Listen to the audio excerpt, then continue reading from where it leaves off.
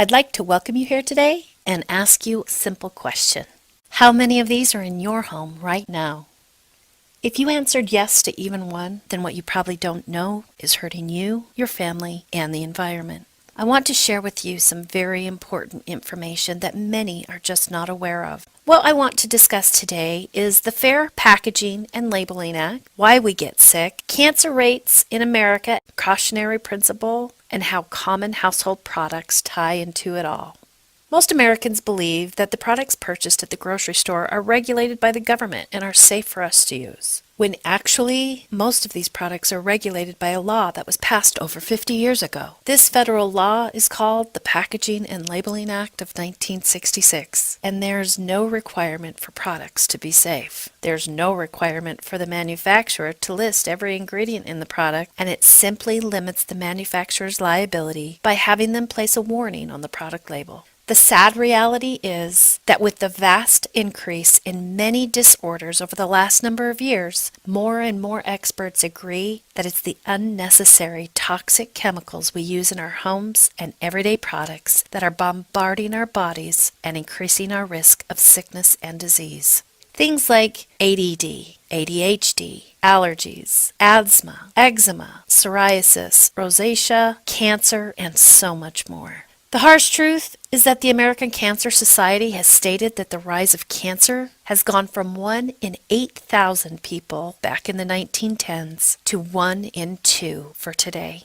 The cancer rates quickly changed after World War I when synthetic chemicals were first introduced into the American household as a way to sell off the huge stockpiles of chlorine that had previously been used as a poisonous gas during the war. This was the era known as the Chemical Age. It ushered in all types of toxic chemicals being introduced to American homes, and it has had serious health consequences. Today, the latest report from the Center of Disease Control reports that 1 out of 2 Americans will be diagnosed with cancer due to the exposure to a wide variety of manufactured chemicals used in our homes that are linked to allergies, birth defects, cancer, and behavioral disorders.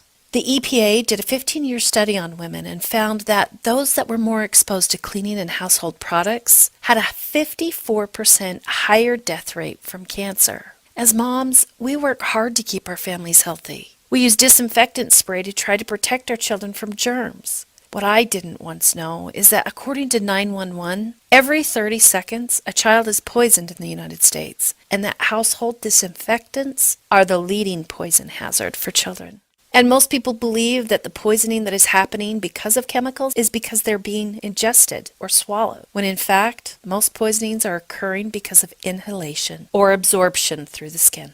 Sadly, these poisonings are completely avoidable if only they were making a decision to purchase safer products. What's interesting is that the manufacturer Monsanto spent 30 years covering up the fact that Agent Orange was in their very popular Lysol cleaning product. Who knows how many people were harmed by this?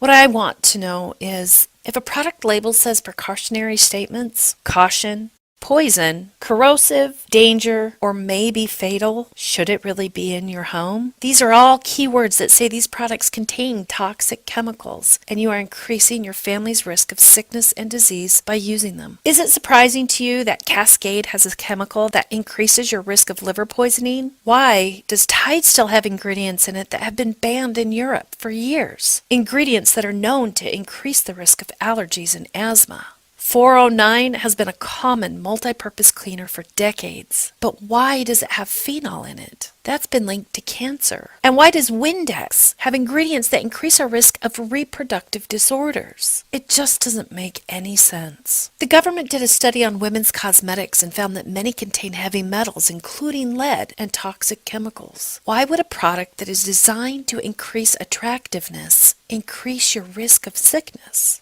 But the product that is probably the most disappointing and deceiving is the leading best-selling baby shampoo in the United States, Johnson & Johnson's No More Tears. What makes no sense is that because Europe banned the number of toxic chemicals that could be used in personal care products almost a decade ago, Johnson & Johnson manufactures No More Tears for them without toxic chemicals, but not for us here in the United States.